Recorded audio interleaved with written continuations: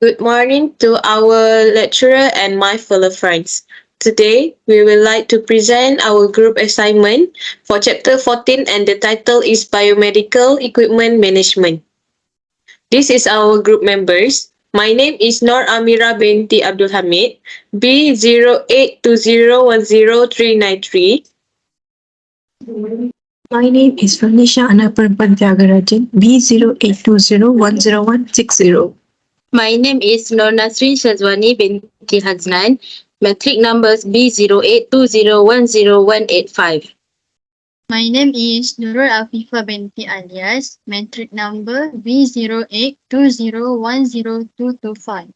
And lastly, my name is Azra binti Azharuddin, B0820100270. The introduction. Biomedical Equipment Management (BEM) is a critical aspect of healthcare infrastructure that focuses on the systematic oversight and maintenance of medical devices and equipment. In the dynamic and technology-driven landscape of modern healthcare, the effective management of biomedical equipment is essentially to ensure the delivery of high-quality patient care, compliance with regulatory standards, and the optimization of healthcare resources. Biomedical Equipment Testing. A critical aspect of biomedical equipment management (BEM) that involves systematic assessment, validation, and verification of the performance, safety, and compliance of medical device. This process is essential to ensure that biomedical equipment function accurately and reliably, meeting the necessary standard and regulation. Type of biomedical equipment testing. The first one is functional testing. Performance check, verifying that the equipment perform its intended function accurately and consistently. Calibration, ensuring that the equipment is calibrated to provide accurate measurement and reading. Accuracy assessment, verifying an accuracy of diagnostic and measurement tools. Second, safety testing. Electrical safety, checking for proper grounding, insulation, and electrical safety to prevent electrical hazard. Mechanical safety, assessing the mechanical integrity of device to prevent physical harm to user or patients.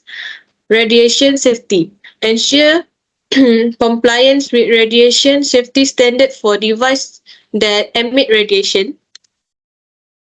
Third, environmental testing, temperature and humidity stability, verifying that the equipment can operate within specified temperature and humidity range. Environmental resistance, assessing resistance to environment factors such as dust, moisture, and vibration. Fourth, software and firmware testing. Functional software testing. Ensure that the software function correctly and meet the device specifications.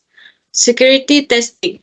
Assessing the security feature of software to prevent unauthorized access and protect patient data. Firmware update. Verifying the proper installation and functionality of firmware update. The next one is biocompatibility testing. Material compatibility. Ensure that the material used in the equipment do not cause adverse reaction in contact with the human body. Cytotoxicity testing. Assessing the potential toxicity of materials in contact with cells. Next, regulatory compliance testing. Testing for standard compliance, ensuring that the equipment meets industry standard and regulatory requirement. Documentation review, verifying that all requirement document, including user manual and maintenance record, is complete and up to date. Next. Operational and performance verification. User training verification. Confirming that healthcare staff are adequately trained on the correct use of equipment. Functional verification. Verify that the equipment operate correctly under various conditions. And last, end of life testing, reliability testing, assessing the device reliability and performance as it approach the end of its expected lifespan. Disposal and decommissioning, establishing protocols for the safe disposal and equipment at the end of the life cycle. That's that's all from me. Thank you. Next. Okay, for my part is commissioning management. Commissioning management is a critical process in healthcare facilities ensuring that medical devices and equipments are safe, properly installed and functioning optimally before they are put into clinical use. Next. Okay. This process involves several key steps. One of them is planning and documentation, which is needs assessment, identifying the types of equipments required based on clinical needs. Procurement planning, determining specification, budgeting and sourcing vendors. Regulatory compliance, ensuring equipment meets local and international safety and performance standards.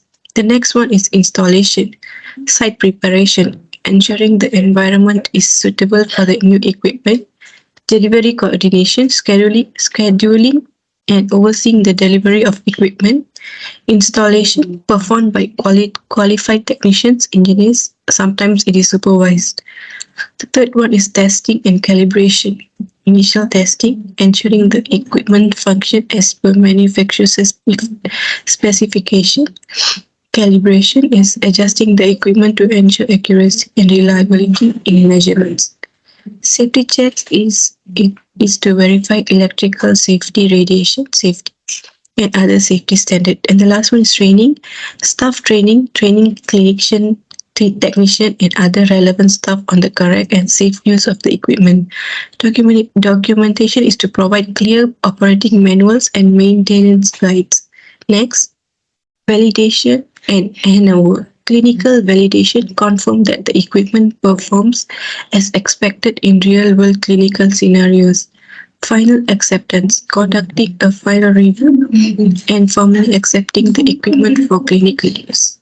Handover documentation, providing a complete package of documentation, including installation, testing records, and training materials. Regulatory and legal aspects, record keeping to maintain detailed record for regulatory compliance and future audits. Certification and licensing, ensuring all necessary certification are obtained and kept up to date. And the next one is maintenance planning, preventive maintenance schedule, establishing a schedule for regular maintenance to prolong the life of the equipment. Warranty and service agreements, finalized agreement for ongoing support, maintenance and upgrades. Continuous improvement, feedback loop to establish mechanism for receiving and acting on feedback from users. Performance monitoring, regularly reviewing equipment performance and user satisfaction. Next, the challenges and the consideration. First one is budget constraint, balancing quality with financial limitation. And the next one is rapid technological advancement, keeping up with evolving technology. And the last one is sustainability, considering environmental impact in the disposal and recycling of old equipment. That's all from me. Thank you. Thank you, Ranisha. Next, I will explain about plan preventive and corrective maintenance strategy. Next, plan preventive. First, equipment inventory. Maintain a comprehensive inventory of all biomedical equipment, include details such as equipment name, model, serial number, location, and last maintenance date. Number 2, risk assessment. Conduct a risk assessment for each piece of equipment to determine criticality, prioritize equipment based on risk assessment for preventive maintenance. Third, manufacturer guidelines. Adhere to manufacturer guidelines and recommendation for preventive maintenance, kit manuals, technical documentation, and contact information for manufacturing readily accessible. Fourth, staff training. Ensure that biomedical equipment maintenance personnel are adequately trained on each piece of equipment. Keep staff updated on new technologies and change in maintenance procedure. That's all from me. Okay, next I will continue the presentation. 5. Calibration and testing. Regularly calibrate equipment to ensure accurate readings. Conduct functional testing to identify and address issues before they become critical. Next, emergency response plan. Develop and communicate an emergency response plan for equipment failures. Identify backup measures and alternative equipment in case of critical failures. Next. Okay, next, for corrective maintenance strategy. First, quality assurance check. Perform quality assurance checks after corrective maintenance. Document the result and update maintenance record. Next, communication and update. Keep relevant stakeholders informed of the status of corrective maintenance activities.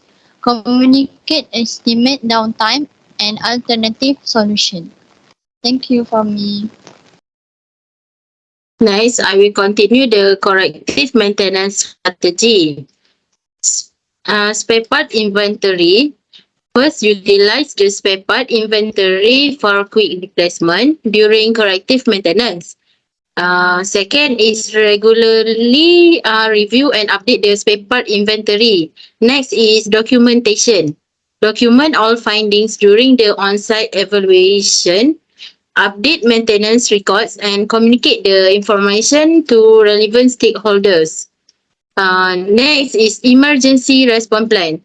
Develop and communicate an emergency response plan outlining immediate actions. Ensure that personnel are trained on emergency procedures. Lastly is issue reporting system. Establish a clear system for user to report equipment malfunctions or issue promptly. Next is encourage a culture of reporting problems immediately. That's all from us. Thank you.